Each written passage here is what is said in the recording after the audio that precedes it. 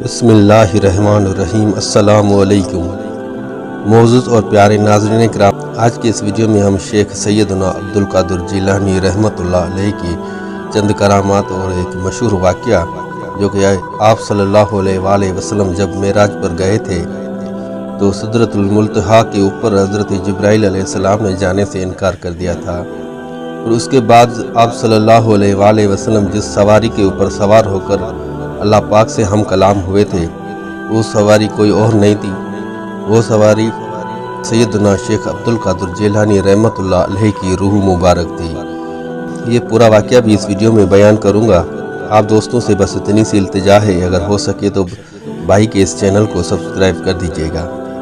تو چلیے چلتے ہیں بنا ٹائم ویسٹ کے ویڈیو کی جانب۔ معزز اور پیارے ناظرین کرام، ایک دفعہ کا ذکر ہے کہ سیدنا شیخ عبدالقادر جیلانی رحمۃ اللہ علیہ کا ایک نیک اور پرہیزگار مرید جس کا انتقال ہو گیا تھا،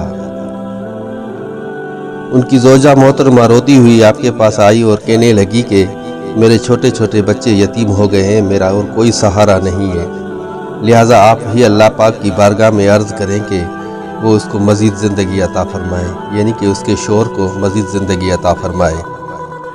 تو سیدنا شیخ عبدالقادر جیلانی رحمۃ اللہ علیہ کو اس عورت کے اوپر رحم آ گیا تھا، تو آپ رحمۃ اللہ علیہ نے اسی وقت مراقبہ کیا اور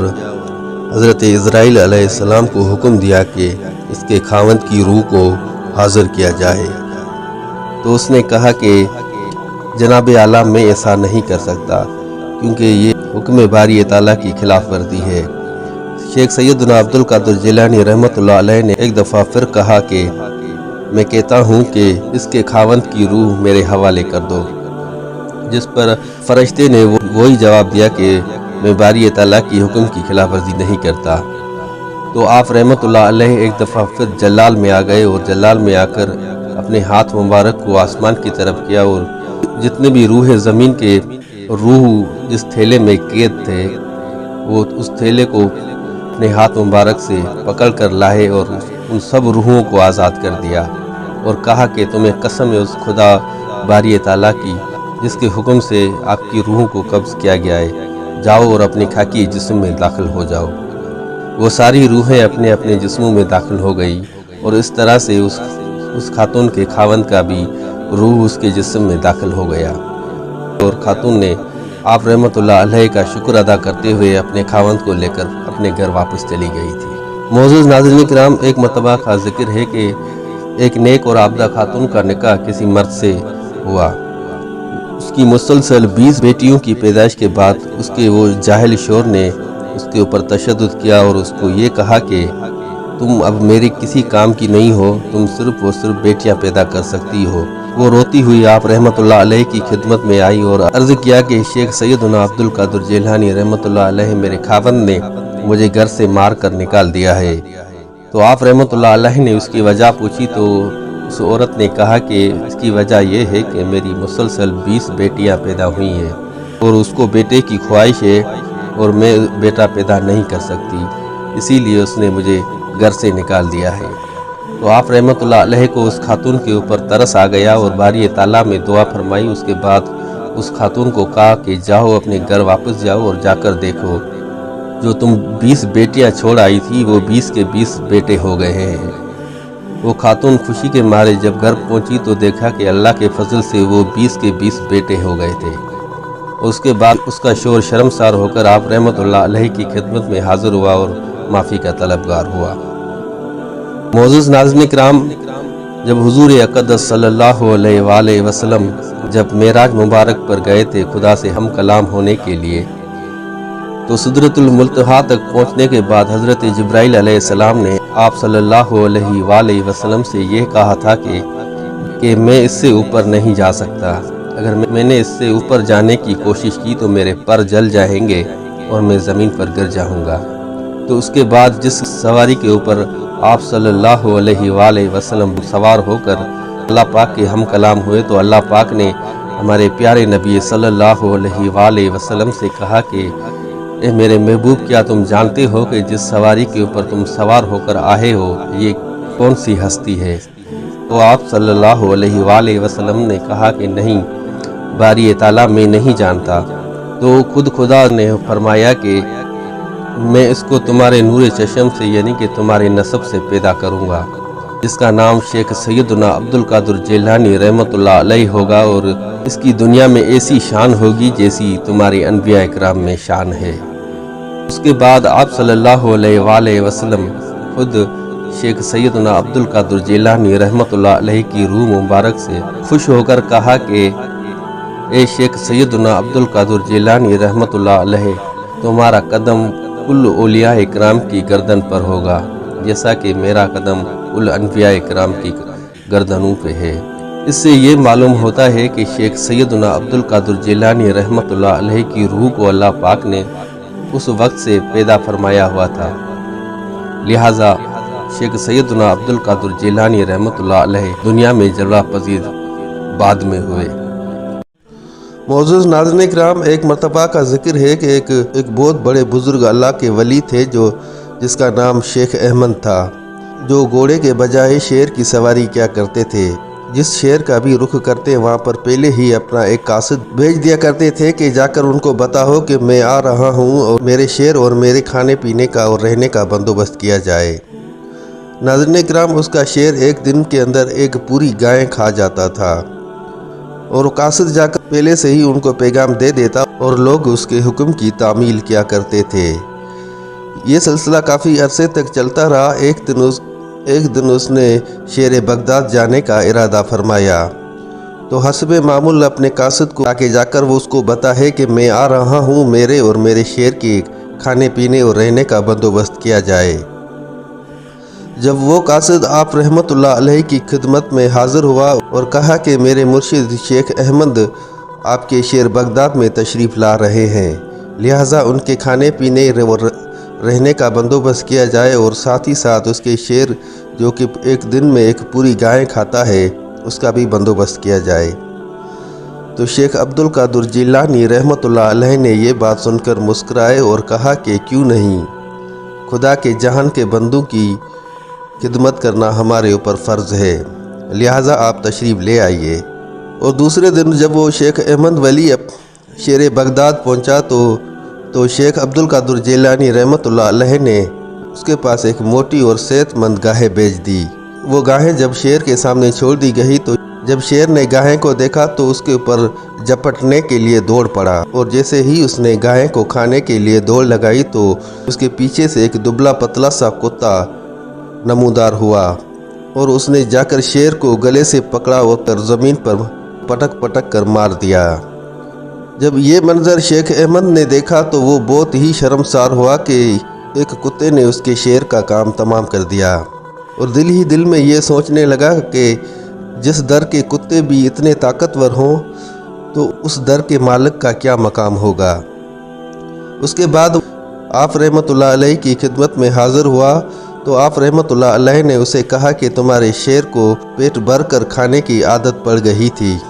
मुझे खदशा था कि मेरे इस मुल्क में कहत साली न पड़ जाए, इसीलिए वो इस अजल का शिकार हो गया।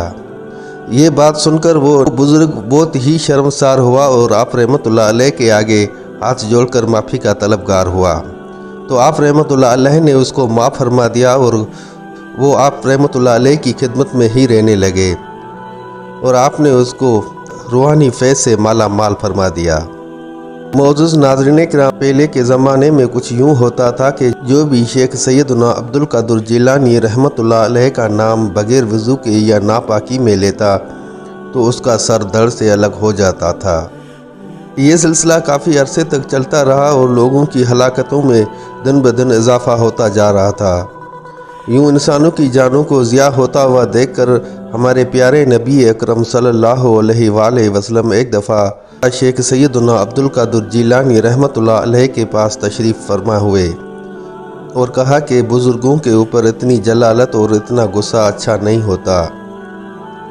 अगर आपने इस दस्तूर को ख़त्म ना किया तो इंसानों की जानों का ज़िया होता रहेगा और एक वक्त ऐसा भी आएगा कि लोग ना सिर्फ औलिया इकराम बल्कि हम अनबिया इकराम का नाम भी बग़ैर पाकी और बग़ैर वज़ू के लिया करेंगे। जब शेख सैयदना अब्दुल कादिर जिलानी रहमतुल्लाह अलैह ने ये बात सुनी तो उस दस्तूर को اسی وقت ختم کر دیا۔ اور اس کے بعد سے اب تک یہ ہوتا ہے کہ جو بھی شیخ سیدنا عبد القادر جیلانی رحمۃ اللہ علیہ کا نام بے پاکی یا بغیر وضو کے لیتا ہے تو اس کے رزق سے 40 دن تک برکت ختم ہو جاتی ہے۔ ایک روایت میں یوں بھی آتا ہے کہ اگر کوئی شیخ سیدنا عبد القادر جیلانی رحمۃ اللہ علیہ کا نام بغیر وضو کے یا ناپاکی میں لیتا ہے تو اس کی زندگی سے ایک دن کم ہو جاتا ہے۔ معزز ناظرین اکرام، ایک مرتبہ کا ذکر ہے کہ شیخ سیدنا عبد القادر جیلانی رحمۃ اللہ علیہ اپنے مدرسے میں بیٹھے ہوئے تھے کہ ایک عورت اپنے بیٹے کو لے کر حاضر ہوئی اور کہا کہ میں اپنے بیٹے کو آپ کے مدرسے میں پڑھانے کی غرض سے لے کر آئی ہوں۔ تو آپ رحمۃ اللہ علیہ نے اس بچے کو داخل کر دیا اور وہ عورت وہاں سے روانہ ہو گئی۔ کچھ عرصے بعد وہ عورت اپنے بچے کا حال احوال پوچھنے آ گئی تو دیکھا کہ اس کا بچہ بالکل کمزور اور دبلا پتلا سا ہو گیا ہے اور وہ جو روٹی کھا رہا ہے وہ بھی سوکھی ہوئی روٹی باسی تھی۔ یہ منظر دیکھ کر اس کو بہت ہی دکھ ہوا اور وہ آپ رحمۃ اللہ علیہ کی خدمت میں حاضر ہوئی۔ جب وہ آپ رحمۃ اللہ علیہ کی خدمت میں حاضر ہوئی تو دیکھا کہ آپ رحمۃ اللہ علیہ مرغی کا گوشت کھا رہے ہیں۔ یہ دیکھ کر اس کو اور بھی زیادہ دکھ ہوا اور بولی کہ حضور میں اپنے بیٹے کو آپ کے مدرسے میں پڑھانے کے غرض سے چھوڑ کر گئی تھی۔ جب میں چھوڑ کر گئی تھی تو وہ اچھا بھلا تھا، آج میں آئی ہوں تو وہ بالکل کمزور اور دبلا پتلا سا ہو گیا ہے اور وہ روکھی سوکھی روٹی کھا رہا ہے، جبکہ آپ یہاں پر مرغی کا گوشت کھا رہے ہو۔ یہ کہاں کا انصاف ہے کہ آپ مرغی کا گوشت کھائیں اور آپ کے شاگرد روکھی سوکھی روٹی کھائیں۔ جب آپ رحمۃ اللہ علیہ نے اس عورت کی یہ بات سنی تو آپ رحمۃ اللہ علیہ نے اپنی انگلی مبارک اس کی ایک ہڈی کے اوپر رکھ کر کہا کہ قم بإذن اللہ، یعنی کہ اٹھو اللہ کے حکم سے۔ بس یہ کہنے کی دیر تھی کہ وہ ایک دم سے اس ہڈی میں سے ایک مرغی زندہ ہو گئی اور مرغی زندہ ہو کر چلنے پھرنے لگی۔